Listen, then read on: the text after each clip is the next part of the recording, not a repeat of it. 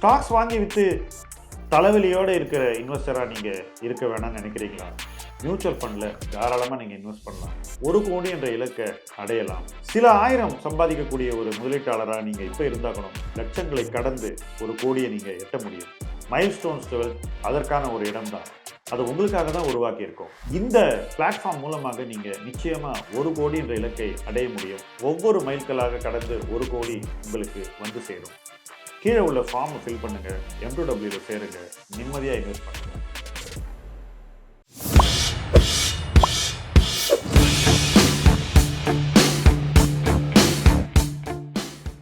Welcome to the 1C+ podcast. 1 கோடியை கடந்து எப்படி வளர வேண்டும், எங்கு செல்ல வேண்டும் அப்படிங்கிறது நம்முடைய அடுத்த கட்ட உரையாடல். ஆனால் இந்த உரையாடலுக்கு ஒரு தனிச்சிறப்பு என்னன்னாக்கா, இந்த உரையாடல் இருக்க போகிறது M2W முதலீட்டாளர்கள் மட்டும்தான். ஸோ அவங்களோட மட்டும்தான் நம்ம இந்த உரையாடலில் பேச போகிறோம். அவங்களுடைய எதிர்பார்ப்புகள், அவங்களுடைய கனவுகள், அவங்களுடைய சேலஞ்சஸ், அவங்களுடைய எக்ஸ்பீரியன்ஸ், அவங்க இப்போ எங்கே இருக்காங்க, எங்கே போக விரும்புகிறாங்க, எவ்வளோ நாளில் போவாங்க, இது எல்லாம் நம்ம இந்த 1C+ பாட்காஸ்ட்டில் பேச போகிறோம்.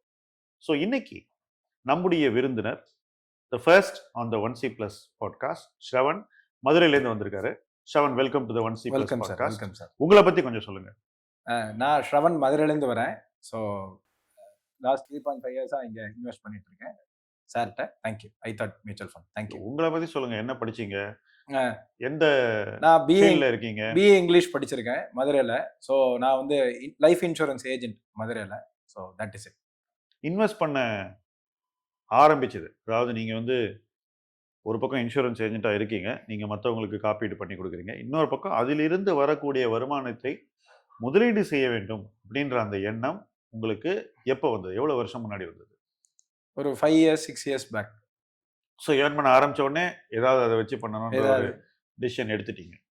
ஸோ உங்களுடைய ஆரம்ப அனுபவம், முதல்ல என்ன பண்ணீங்க, எங்கே இன்வெஸ்ட் பண்ணீங்க, அதில் உங்கள் எக்ஸ்பீரியன்ஸ் எப்படி இருந்ததுங்கிறத பற்றி சொல்லுங்கள்.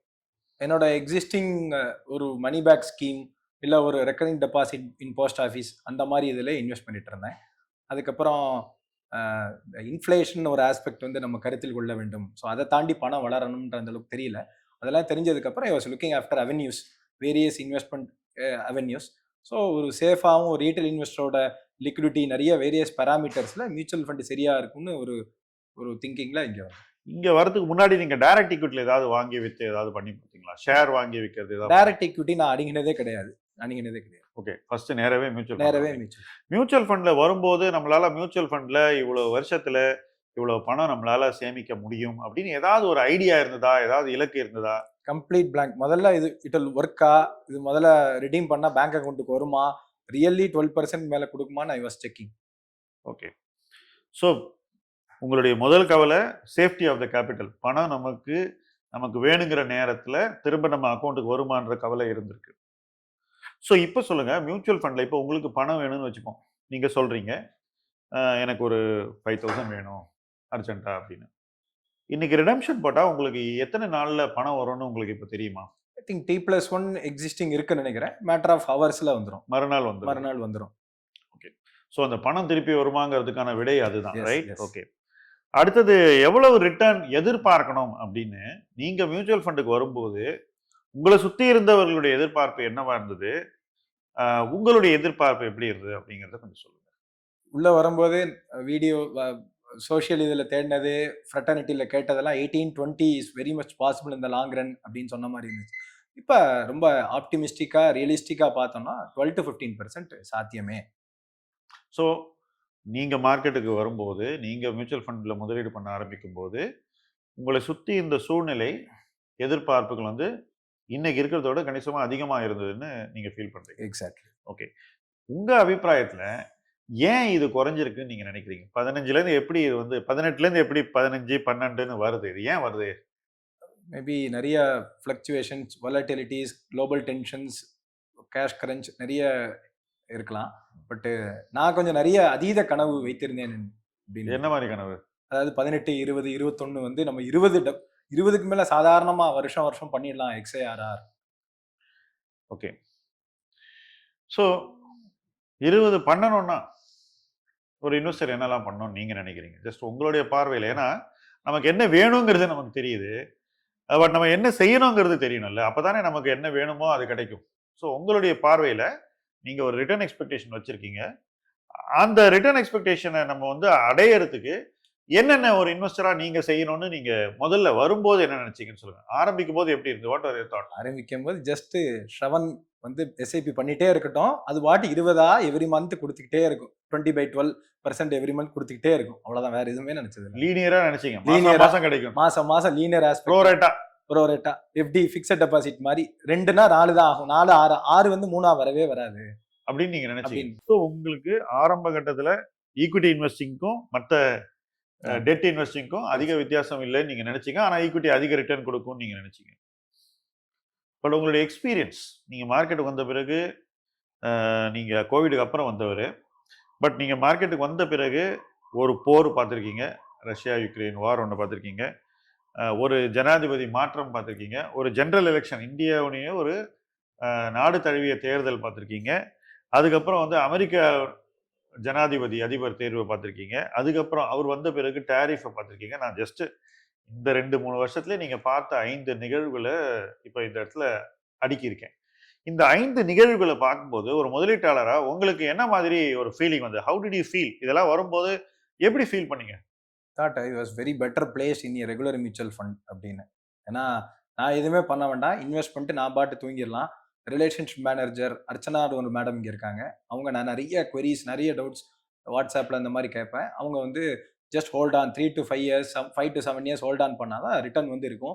மார்க்கெட் அன்சர்டனிட்டிஸ், நிறைய ஜியோ பொலிட்டிக்கல் டென்ஷன்ஸ்னால இம்பாக்ட் ஆகும். It is bound. ஸோ இந்த மாதிரி நிகழ்வுகள் வரும்போதெல்லாம் நீங்க பணம் போட்டீங்களா மார்க்கெட்ல? பணம் போட்டேன். அவங்க லம்சம் கால்ஸ் அந்த மாதிரி அசட் அலோகேஷன்ஸ்காண்டி சில வேல்யூஷன் சீப்பாக பை பண்ணணும், நிறைய விஷயங்கள்லாம் கொடுத்துக்கிட்டே இருப்பாங்க. என்னோட எஸ்ஐபி ஒரு அமௌண்ட் எக்ஸ் அப்படின்னா ஒரு X/10 இல்லை X/6 ஒரு மைனர் அலோகேஷன் நான் கையில் வச்சுட்டு இந்த தக்க சமயம் வரும்போது நான் முதலீடு செஞ்சேன். இப்போ நீங்க வந்து ஒரு ரிலேட்டிவா உங்க இன்கம் வந்து ப்ரெடிக்ட் பண்ண முடியாது நீங்க பண்ற வேலையில. ஒரு மாசம் ரொம்ப நிறைய வரலாம், ஒரு மாசம் கம்மியா வரலாம். இப்போ இந்த மாதிரி இன்கம் ஃபிளக்சுவேஷன் சுய வேலை வாய்ப்புல இருக்கிறவங்களுக்கு எல்லாம் வரது இயல்பு. எனக்கே வந்து ஒரு 25 வருஷம் அப்படிதான் இருந்தது. அப்ப அந்த மாதிரி ஒரு காலகட்டத்துல நீங்க எப்படி மாசம் மாசம் எஸ்ஐபி பண்றீங்க? அந்த எஸ்ஐபிக்கு எப்படி ப்ரிப்பேர் பண்றீங்க? இந்த மாதிரி ப்ரெடிக்டபிள் வருமானம் இல்லாதவங்களால எஸ்ஐபி பண்ண முடியாதுன்னு நிறைய பேர் நினைக்கிறாங்க. அதை பத்தி அவங்களுக்கு நீங்க என்ன சொல்ல விரும்புறீங்க? ஃபர்ஸ்ட் நீங்க என்ன பண்ணீங்க, எப்படி பண்ணீங்க, இது பண்ண முடியாதுன்னு சொல்றவங்களுக்கு என்ன சொல்ல விரும்புறீங்க? நான் ஒரு ஸ்டார்டிங் டீசென்ட் அமௌண்ட்ல தான் ஸ்டார்ட் பண்ணேன். அதனால எனக்கு பெருசா கஷ்டம் சொல்லலாமா எவ்வளவு அமௌண்ட்னு? 2000ல ஸ்டார்ட் பண்ணேன். Very good. ஸோ அதுக்கப்புறம் ஒரு 5000, அதுக்கப்புறம் ஒவ்வொன்றா புஷ் பண்ணேன். ஸோ 2000 பண்றது எனக்கு பெருசா கேஷ் கிரன்ச் கிரைசிஸ் மாதிரி எதுவும் ஸோ இல்லை. கம்ஃபர்டபுளா 2000ல போறீங்க. 2000ல பண்ணிக்கிட்டேன். ஒரு சில மாதங்கள், ஒரு சில ஏற்கனவே சொன்ன மாதிரி இதெல்லாம் ஒர்க் ஆகும், திஸ் ஒர்க்ஸ் அப்படின்னு ஒரு பிலீஃப் சிஸ்டம் வந்ததுக்கு அப்புறம் ஐ கெப்ட் ஆன் இம்ப்ரூவிங் தி இது சிப்பை ஏத்திக்கிட்டே வந்தீங்க. சிப்பை ஏத்திக்கிட்டே இருந்தேன். இப்போ 2ல இருந்து 5க்கு வந்தீங்க. 5ல இருந்து எங்க போனீங்க? 5ல இருந்து 7, அதுக்கப்புறம் 10, அந்த மாதிரி ஏத்திக்கிட்டு அந்த வரீங்க. மாதிரி. ஸோ உங்களால பண்ண முடியும்ன்றத ஒரு ஸ்டேஜ்ல நீங்க வந்து உங்களுக்கே கன்வின்ஸ் பண்ணிக்கிட்டு எக்ஸாக்ட்லி அந்த எக்ஸ்பீரியன்ஸ் என்னங்கிறத பார்த்துட்டு அதுல இருந்து நீங்க ஒரு படியா ஏறி வரீங்க. எக்ஸாக்ட்லி. இது தவிர நீங்க லம்சம் பண்ண அழைப்பு வரும்போது உங்கள்ட்ட இருக்கிற பணத்தை நீங்க அந்தந்த நேரத்துல இன்வெஸ்ட் பண்றீங்க. கண்டிப்பா. இது உங்க போர்ட்போலியோல என்ன மாதிரியான ஒரு விளைவு, என்ன மாதிரி தாக்கத்தை உருவாக்குச்சு அப்படின்னு சொல்லுங்க. ஏன்னா எஸ்ஐபி மாசம் மாசம் போகுது இல்லையா? இன்னைக்கு நிறைய பேர் நியூஸ் பேப்பரை பார்த்து கூட சொல்லுவாங்க, 2 இயர் எஸ்ஐபி ரிட்டர்ன் வந்து இப்போ இவ்வளவுதான், 1 இயர் எஸ்ஐபி எல்லாம் நெகட்டிவ்ல இருக்கு, இப்படி எல்லாம் நிறைய பேப்பர்ல வந்துகிட்டே இருக்கு. ஆனா நீங்க அதே எஸ்ஐபியை 3 வருஷமா பண்றீங்க, அதோட சேர்ந்து லம்சமும் அப்பப்போ பண்றீங்க. உங்களுடைய அனுபவம், உங்களுடைய போர்ட்போலியோல நீங்க செய்யக்கூடிய இந்த நடவடிக்கைகள், நீங்க எடுக்கக்கூடிய இந்த எஃபர்ட்ஸ்க்கு என்ன மாதிரியான ஒரு தாக்கம் ஏற்பட்டதுன்னு சொல்லுங்க. உங்க எக்ஸ்பீரியன்ஸ் சொல்லுங்க. என்னோட லிமிட்டட் நாலேஜுக்கு செப்டம்பர் 2024க்கு அப்புறம் ஈக்விட்டி வந்து பெருசா க்ரோ ஆகலன்னு சொல்றாங்க. ஸோ இந்த லம்சம் ஸ்ட்ராட்டஜி வச்சு வேல்யூவேஷன் சீப்பா இருந்து கோல்டோ சில்வரியோ வேரியஸ் விஷயங்கள் கால்ஸ் வந்ததால் மட்டுமே எனக்கு வந்து என்னோட போர்ட்ஃபோலியோ டபுள் டிஜிட் வந்திருக்குன்னு நான் நினைக்கிறேன். ஏன்னா ப்ரிடாமினன்ட்ல லாஸ்ட் 3.5 இயர்ஸ்ல நான் இந்த ஸ்பேன் ஆஃப் டைம் வந்து ஜாஸ்தி, அதில் 75-80%. ஸோ அது including in spite of that I made double digit ரிட்டர்ன்னா இந்த லம்சம் கால்ஸ் பெரிதும் உதவியா. ஓகே, ஒரு செல்ஃப் எம்ப்ளாய்டு பர்சனா மந்த்லி சேலரி இல்லாம உங்களுடைய சேமிப்பை நீங்க வந்து சேனல் பண்ணி இன்னைக்கு எந்த அளவுக்கு உங்க போர்ட்ஃபோலியோ நீங்க கொண்டு வந்திருக்கீங்க? உங்க போர்ட்ஃபோலியோடைய மதிப்பு என்ன நீங்க? இன்னைக்கு 20 lakh AUM. இப்போ 20 லேக்ஸ்ல நீங்க இருக்கீங்க. இங்கேருந்து நீங்க எங்க போகணும்னு நினைக்கிறீங்க? ஏன்னா இப்ப 3.5 இயர்ஸ்ல நீங்க இந்த இடத்துக்கு வந்துட்டீங்க. Which is a very good movement. Okay. So இங்க இருந்து நீங்க அடுத்த இலக்கு 25 லட்சம்னு ஒண்ணு இருக்கு. Okay. 4th milestone. 50 lakhs 5th milestone. 1 crore 6th milestone. இந்த 3 மைல்ஸ்டோனுக்கு என்ன பிளான் வச்சிருக்கீங்க உங்க மைண்ட்ல? I want to know what is your plan? Of course 50 lakhs போனோம், 1 கோடி போனோம். என்னோட ஒரு லாங் டேர்ம் கோல்னா வருஷத்துக்கு 1 கோடி ரூபாய் வட்டி மட்டும் போர்ட்ஃபோலியோல வரணும். உங்களுக்கு return of money return of money மட்டும் வருஷத்துக்கு 1 CR ஆட் ஆகிட்டே இருக்கு. என்ன பண்ணுவீங்க ஒன் ஷேர் வச்சு? ஆஸ்திரேலியால போய் பாக்ஸிங் டே டெஸ்ட் மேட்ச் பார்ப்பேன். 26th December. 26 டிசம்பர் பார்ப்பேன். ஓகே. நிறைய ஏழைகளுக்கு முடிஞ்ச உதவிகள் பண்ணுவேன். பிராண்டட் ஐட்டம்ஸ், காரு, நிறைய வீடு, உற்றார் உறவினருக்கு நிறைய விஷயங்கள் போவேன். பசுமாட்டுக்கு நிறைய வாழைப்பழம் போடுவேன். கோமாதாக்கு நிறைய நல்ல விஷயங்கள் பண்றதுக்கு இன்ட்ரெஸ்டிங். பெருமாள் நிறைய கொடுத்துருக்காரு நமக்கு. Okay, good. ஸோ இப்போ 25 lakhs எப்போ ரீச் பண்ணுவீங்கன்றதை பத்தி பேசுவோம். இன்னைக்கு இங்க இருக்கீங்க 20ல. 25 lakhs எப்போ ரீச் பண்ண போறீங்க? எவ்வளவு நாள் ஆக போகுது? மேபி ஷார்ட் ஃபியூச்சர்ல ஓகே. ஒரு 2 இயர்ஸ்ல பண்ணுவீங்கன்னு சொல்லலாமா? Maybe less than that, sure. Okay. So இப்போ 25 lakhs நீங்க 1 இயர் ஆர் 2 இயர்ஸ்க்குள்ள போறீங்கன்னு 26 எண்ட்லயோ 27லயோ அப்பயோ ஒரு பாயிண்ட்ல நீங்க ரீச் பண்ணுவீங்க. எப்போ நீங்க 50 lakhsக்கு போக போறீங்க? என்னோட இது 3.5 இயர்ஸ்க்குள்ள, 3.5 4 இயர்ஸ். அப்போ நீங்க வருஷத்துக்கு ஒரு 5ல இருந்து 6 லட்சம் ரூபாய் நீங்களே போட போறீங்கன்னு சொல்றீங்களா, இல்ல ரிட்டர்னையும் நீங்க கணக்குல எடுத்துக்கிறீங்களா? ரிட்டர்னிங் கணக்கில் எடுத்து. Okay, very good. ஓகே. அப்போ உங்களுடைய எதிர்பார்ப்புப்படி இப்போ ஒரு 1.5 வருஷத்துல நீங்க வந்து you will go to 25 lakhs. 3.5 வருஷத்துல you will go to 50 lakhs. இன்னொரு 4 வருஷம் you will go to 1 crore. So 10 வருஷத்துல you will have 1 crore. Okay. So இந்த 10 வருஷத்துல உங்களுடைய வருமானம் எப்படி வளரணும், உங்களுடைய வேலை எப்படி வளரணும், உங்களுடைய சேமிப்பு எப்படி வளரணும், இதெல்லாம் நீங்க ஒரு செல்ஃப் எம்ப்ளாய்டு பர்சனா யோசிச்சு வச்சிருக்கீங்களா? பெருசா யோசிக்கல. ஸோ ஒருவேளை நீங்க அதையும் யோசிச்சீங்கன்னாக்கா நீங்க வந்து இன்கம்மை கூட்ட முடியும். அடுத்தபடியாக உங்களுடைய சேமிப்பு அதிகரிக்கும், உங்க முதலீடு அதிகரிக்கும். அந்த முதலீட்டினுடைய வளர்ச்சி நீங்க எதிர்பார்க்கிற மாதிரியே ஒரு நல்ல இடத்துக்கு உங்களை தொடர்ந்து கொண்டு போயிட்டே இருக்கும். இதுல என்ன நீங்க தெளிவா புரிஞ்சுக்கணும்னா, நீங்க 10 வருஷத்துல பண்ண போறேன்னு சொன்னதை உங்களுடைய வருமானமும் சேமிப்பும் வளர்ந்து முதலீடும் வளர்ந்துருச்சுனாக்கா நீங்க அதிகமா இன்வெஸ்ட் பண்ணீங்கன்னா இதை நீங்க சுருக்கி மேபி ஈவன் 6-7 வருஷத்துல கொண்டு வந்துடலாம். மேபி அதை விட கூட சீக்கிரம் 5 வருஷத்துல கூட பண்ண முடியும். ஸோ ஒரு செல்ஃப் எம்ப்ளாய்டு பர்சன் தன்னுடைய வளர்ச்சி எப்படி இருக்கணும் அப்படிங்கிறத பத்தி யோசிச்சாங்கன்னாக்கா அந்த ஒரு தெளிவு அவங்களுக்கு கிடைக்கும். எப்படி தங்களை வளர்த்துக்கிறது அவங்களுடைய வேலையிலன்னு.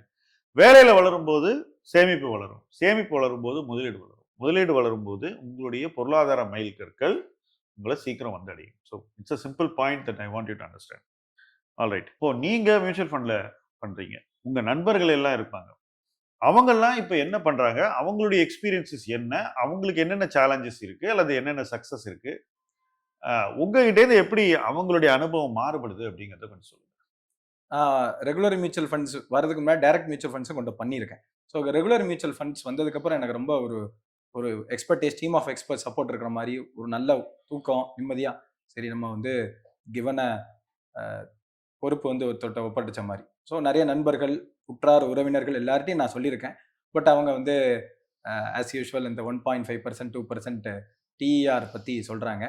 ஸோ நிறைய பேர் ரெஃபரன்சஸும் உள்ளே வந்திருக்காங்க. So but regular mutual fund வந்து எனக்கு ரொம்ப ஒரு சேஃபாக தெரியுது. லாங் டேர்ம் பில்டிங்க்கும் ஒரு நல்ல பெர்சன்டேஜ் ஆஃப் ரிட்டர்ன்ஸ் கிடைக்கும்னு தெரியுது. ஸோ பேசிக்காக இந்த ரெகுலர் வர்சஸ் டைரக்ட் விவாதத்தை பற்றி கொஞ்சம் பேசுவோம். ஏன்னா அது வந்து பேசப்பட வேண்டிய ஒரு விஷயம் தான். முதல்ல டைரக்ட் ஆப்ஷனை கவர்மெண்ட் கொண்டு வந்த போது யாருக்காக கொண்டு வந்தாங்கன்னாக்கா பெரிய பெரிய கார்பரேட்ஸ் அவங்களுடைய ட்ரெஷரி உபரி பணத்தை வந்து முதலீடு செஞ்சுட்டு இருந்தாங்க. அப்போ அவங்க ஆஃபீஸ்லேயே 4 சிஏ, சிஎஃப்ஓ இது போல முதலீட்டு அனுபவம் உள்ளவர்கள் அவங்களுடைய எம்ப்ளாய்மெண்ட்லேயே இருந்தாங்க. அப்போ அவங்களுக்கு தனிப்பட்ட ஆலோசகர் தேவைப்படலை first.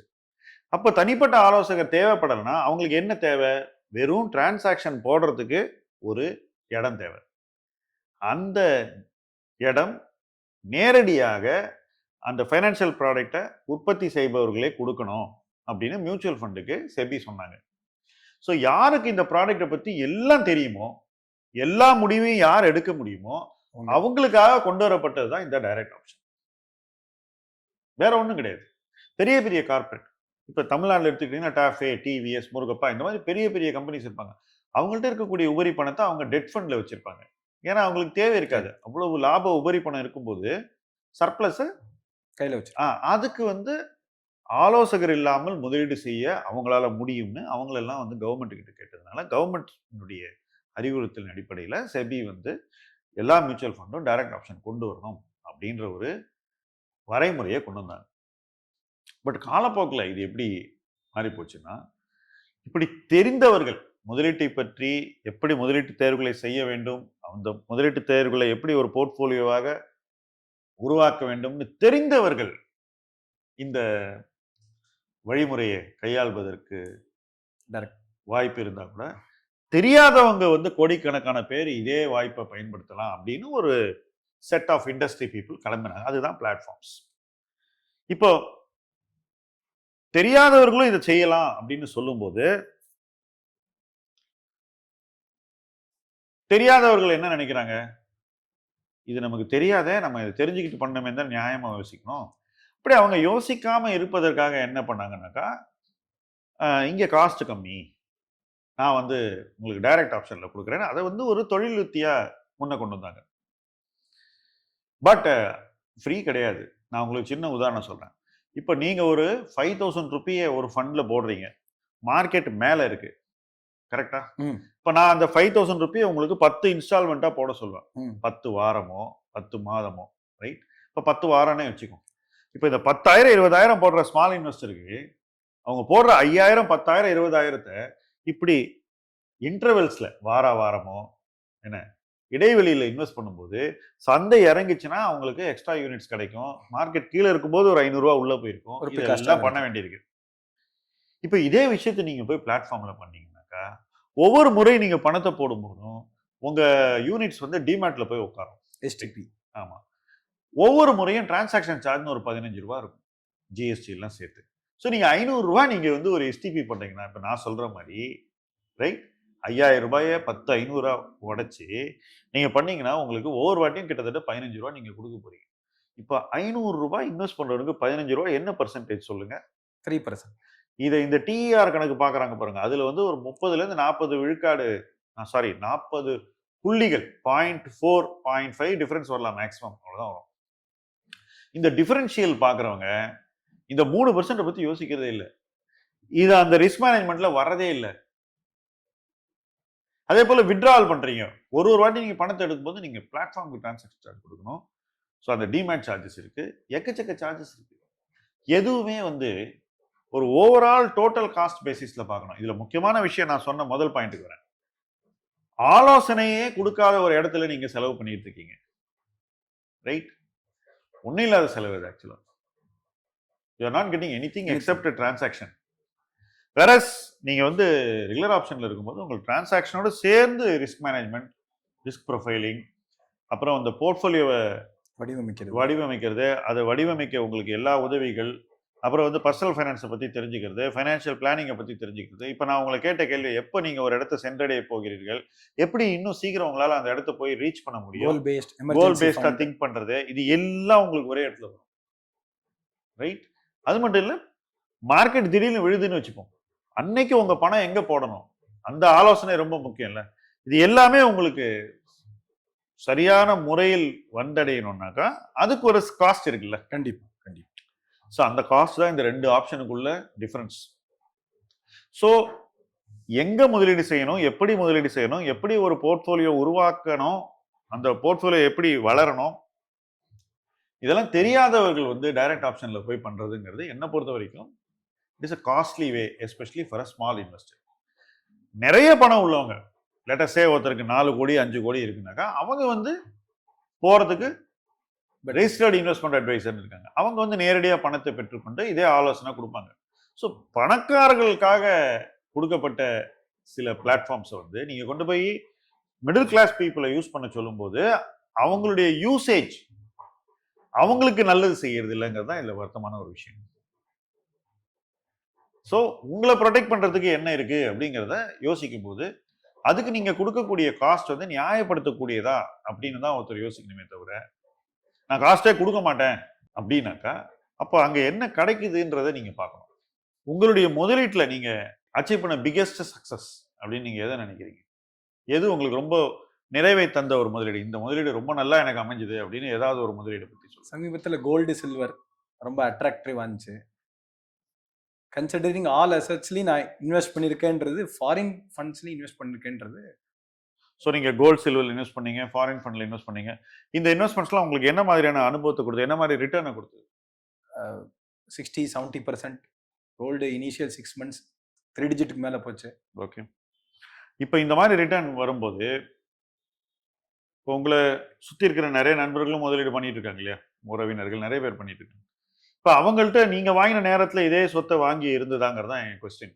It was the other way around. என்ன அதை சொல்லுங்க, அதுதான் சொல்லுவேன். நான் கோல்டுன்னு என்னன்னு நியூஸ் படிக்கிறதுக்கு முன்னாடி நான் அதில் இன்வெஸ்ட் பண்ணிட்டேன். நான் இன்வெஸ்ட் பண்ணி I made return. Then people were talking about as I should invest in gold. யார் லேட்டர். ஓகே. அப்ப நீங்க என்ன ஃபீல் பண்ணீங்க? உங்களுக்கு அந்த டைம்ல அவங்களோட சேர்ந்து அப்பதான் எனக்கு ரெகுலரோட ஒரு டீம் ஆஃப் எக்ஸ்பர்ட்ஸோட நம்பிக்கை வந்து ரொம்ப அதீதமாச்சு. நம்ம வந்து ரொம்ப சேஃபான இடத்துல தான் இருக்கோம். நான் கோல்டு இன்வெஸ்ட் பண்ணும்போது கோல்டோட நியூஸ் பத்தி எங்கேயுமே கிடையாது, நாய்ஸே கிடையாது. நான் இன்வெஸ்ட் பண்ணி ரிட்டர்ன்ஸ் 50-60 ஆயாச்சு. அதுக்கப்புறம் நண்பர்கள் தெரிஞ்சவங்க எல்லாம் gold we should chase gold now அப்படின்னும் please chase I will make return. So in your opinion நீங்க ஒரு இன்வெஸ்டரா சொல்லுங்க, நான் உங்களுக்கு அட்வைஸ் பண்றது போல. இப்போ நீங்க கோல்டை சேஸ் பண்ணுவீங்களா? மாட்டேன்னு நினைக்கிறேன். ஓகே, சரி. இப்போ நீங்க 3.5 year இந்த ஜேர்னில இருந்திருக்கீங்க, உங்களுக்கு நல்ல ரிட்டர்ன்ஸ் வந்திருக்கு, எல்லாம் ரைட்டு. பட் இந்த 3.5 yearsல மற்றவங்க சேஸ் பண்ற இன்வெஸ்ட்மெண்ட்ஸை நீங்க சேஸ் பண்ணிருக்க மாட்டீங்க.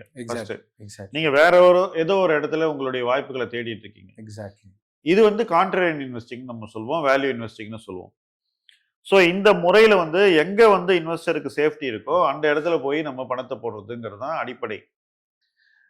அதுதான் அடிப்படை தத்துவம். ஸோ அப்படி பண்ணும்போது ஒரு பக்கம் இன்வெஸ்டர் பயப்படக்கூடிய வகையில முதலீடுகள் அமையாது. பெரிய பெரிய நிகழ்வுகள் நடக்கும்போது இவங்களுடைய போர்ட்ஃபோலியோ ஓரளவு சேஃபா இருக்கும் மற்றவங்கள்ட்ட விட. அப்போ அவங்க அந்த நிகழ்வின் காலகட்டத்திலேயே ஒரு சின்ன லம்சம் போடுற அளவு உங்களுக்கு தைரியம் வரும். பெரிய வீழ்ச்சி இருந்தால் திருப்பி 5000 ரூபாய் போடுறதுக்கு தைரியம் வராது. அடுத்தது இந்த லோவர் வாலட்டிலிட்டி, ஏற்ற இறக்கங்கள் எப்போ கம்மியா இருக்கோ அந்த பாயிண்ட்ல அவங்களுக்கு ஸ்லோவா அவங்களுடைய இன்வெஸ்ட்மெண்ட் கான்ஃபிடன்ஸ் அதிகரிக்குது. அப்போ நீங்க பண்ண மாதிரியே எஸ்ஐபியை படிப்படியா வருமானத்தோடு அலைன் பண்ணி ஏற்றிக்கிட்டே வருவதற்கு ஒரு தைரியம் வருது.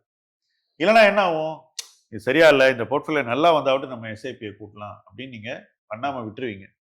ஸோ இந்த விஷயங்கள்லாம் வந்து ஒருத்தருக்கு ஒரு 5-6 ஆண்டுகள்லேயே அவங்களுடைய முதலீட்டு அனுபவத்தை தலைகீழாக மாற்றி அமைத்து முதலீட்டு அனுபவத்தின் மீது அவர்களுக்கு அதிக நம்பிக்கையை உருவாக்கி முதலீட்டில் தான் இன்னும் நிறைய செய்யலான்ற ஒரு ஆர்வத்தை தூண்டி முதலீட்டு இலக்குகளை மேலும் மேலும் உயர்த்தி பார்க்கக்கூடிய ஒரு மனநிலைக்கு கொண்டு வருகிறது. ஸோ இந்த மனநிலையை உருவாக்குறது தான் மைல்ஸ்டோன்ஸ் 12 மிக முக்கியமான குறிக்கோள். Alter the behaviour. இப்போ நீங்க யங் ஏஜ், நீங்க 25லயே நீங்க வந்து இதுல சேர்றீங்க அப்பனா வந்து உங்களுக்கு வந்து ஒரு 35க்குள்ள உங்களுக்கு 1 crore வரணுங்கிறதான் கணக்கு. ஓகே, உங்களுக்கு இன்னும் அது வர்றதுக்கே உங்களுக்கு இன்னும் 7 years இருக்கு. ஸோ நீங்க அந்த 7 yearsல நீங்க எப்படி வரப்போறீங்கன்றதான் இங்க சேலஞ்ச். ஓகே, ஸோ நம்ம திரும்பி இதை பேசதான் போறோம். பட் இந்த கான்செப்டை புரிஞ்சுக்குங்க.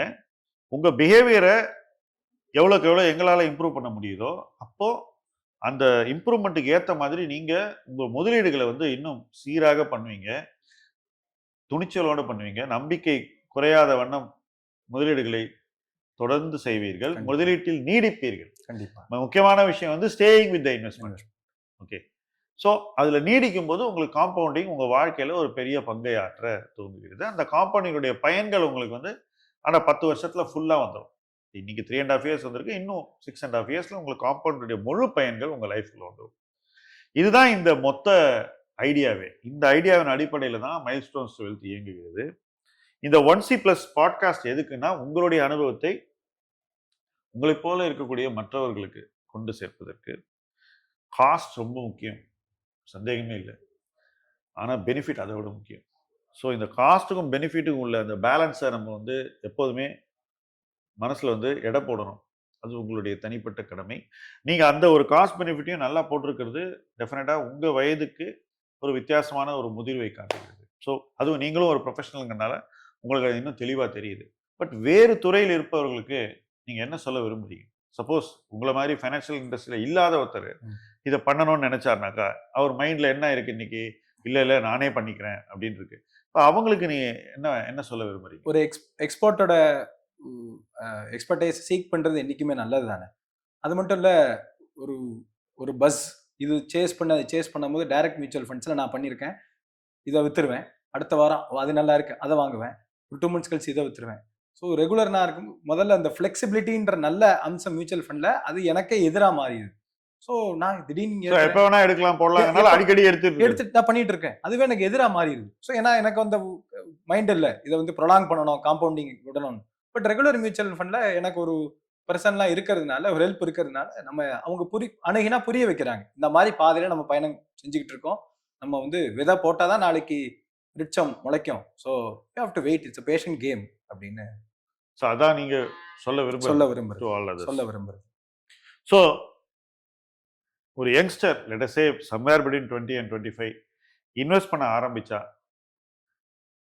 எவ்வளவு நாள்ல அவங்க கான்ஃபிடென்ட்டா 1 crore போக முடியும்னு நீங்க சொல்லுங்க.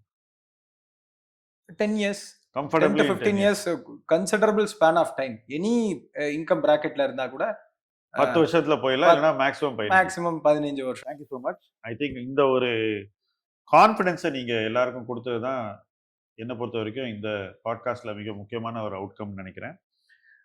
தொடர்ந்து உங்களை மாதிரி நிறைய இன்வெஸ்டர்ஸை நம்ம இந்த பாட்காஸ்ட்ல வர வச்சு நீங்க என்ன செஞ்சிருக்கீங்க, உங்களுக்கு என்ன அனுபவங்கள், நீங்க என்ன எதிர்பார்க்குறீங்க, இதை பத்தி எல்லாம் பேசுவோம். இந்த பாட்காஸ்ட்டை க்ளோஸ் பண்றதுக்கு முன்னாடி எங்கிட்ட நீங்க ஏதாவது ஒரு தனிப்பட்ட விஷயம் கேட்கணும்னா நீங்க கேட்கலாம். 1 question, anyone. நீங்க என்ன மாதிரி நிறைய இண்டிவிஜுவல்ஸோட லைஃபை வந்து ஹெல்ப் பண்ணணும், நிறைய தளத்துல இயங்கணும், நிறைய வீடியோஸ் ரொம்ப சிம்பிளிஃபைடு மேனர்ல நீங்க வந்து முதலீட்டு சேனல்ல போடுறீங்க. இன்னும் நீங்க முடிஞ்ச எஃபர்ட் எடுத்து எங்களை மாதிரி ஆட்களுக்கு கொண்டு சேர்க்கிற மாதிரி போட்டா பயனுள்ளதா இருக்கும்னு ஒரு ஹம்பிள் ரெக்வஸ்ட் வைக்கிறேன். Thank you very much. Thank you sir. Thank you. Thanks a lot.